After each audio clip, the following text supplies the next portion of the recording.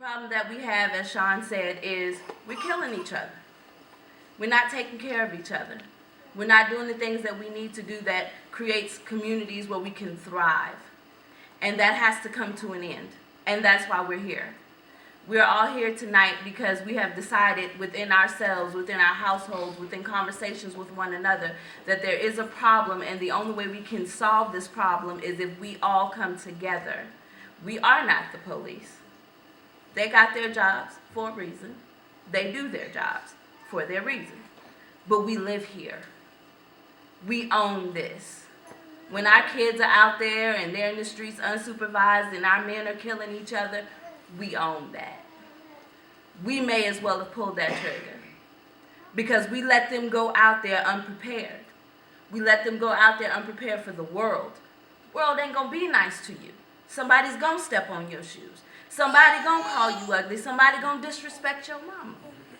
But that does not give you the authority or the right to harm them or take their lives. That's right.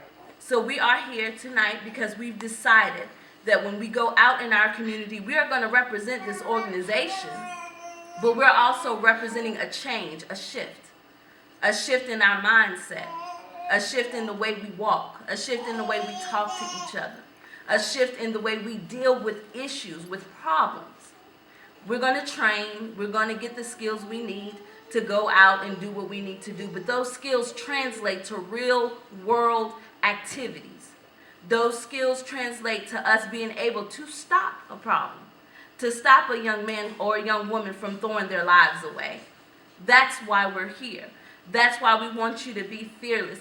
And please, being fearless does not mean you are not scared. Because if you're not scared, I don't want you on my team. Because if you go out there with the mindset that you got this, bruh, you ain't got this. Because there's always going to be somebody bigger, better, tougher, smarter, stronger. That's not our purpose.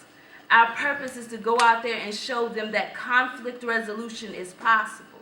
When you have an issue, your very first trigger shouldn't be the trigger. It should be you being able to step back, like that mother said, and walk away. If you don't have the skills to conversate, to talk it out, and to fix it, walk away.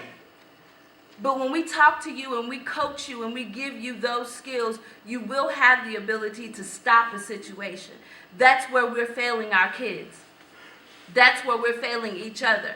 We've failed our men, and women, I'm talking to you specifically. We failed our men because we have told them that they can't be vulnerable, that they can't be upset and not be aggressive. We've told them that they have to be hyper masculine, else we're going to call them out their name, or we're going to question their sexuality, or anything along those lines that needs to stop. That's right. Because when you tell a man, a little boy, all his life that he can't cry and he has to toughen up, how are you surprised when he go out in the street and punch somebody in the face for stepping on his shoes? How are you surprised when he go out in the street and can't comport himself with dignity and grace?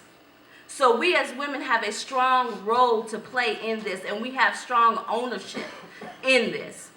We're going to support you. We're going to support you. But we own some of this as well. And that's why we're here, because you are our sons. You are our husbands. You are our fathers. And we want you to come home. And we want you to be strong, and we want you to be safe. So we're going to back you up. But I promise you, if you can't go out there and do what we do, we're calling you on that too. Because we need you all to be men, to be protectors, to be our strength.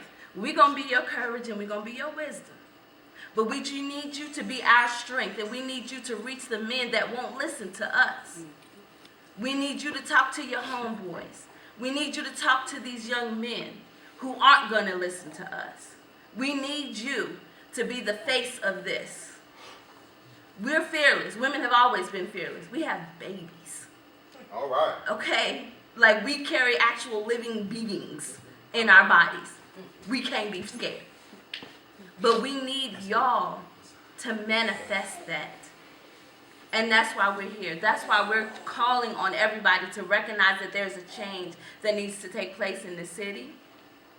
There's a community that's crying out for help.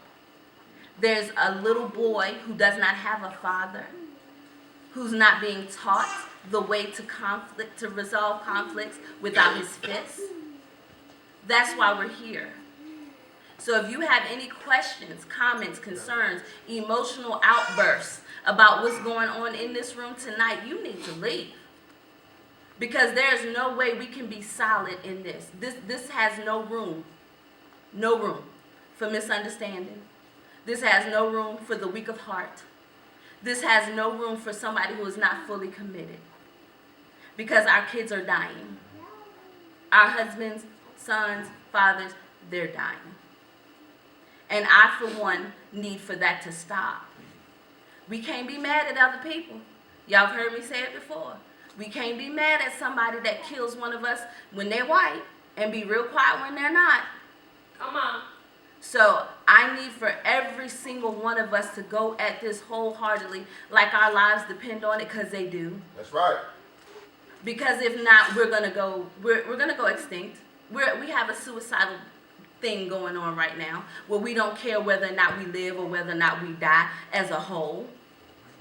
And that bothers me because I have a little black boy and I need for him to reach manhood. I need for him to be able to protect his sisters if his dad can't. I need for him to be able to go to one of you with an issue if we're not there. So I'm asking you, every mother in here is asking you to do this, to grab your friends and let them know that this needs to be done. The work has to be done, and we're going to be on the ground, and we're going to be doing it. That's right. Thank you very much. Right.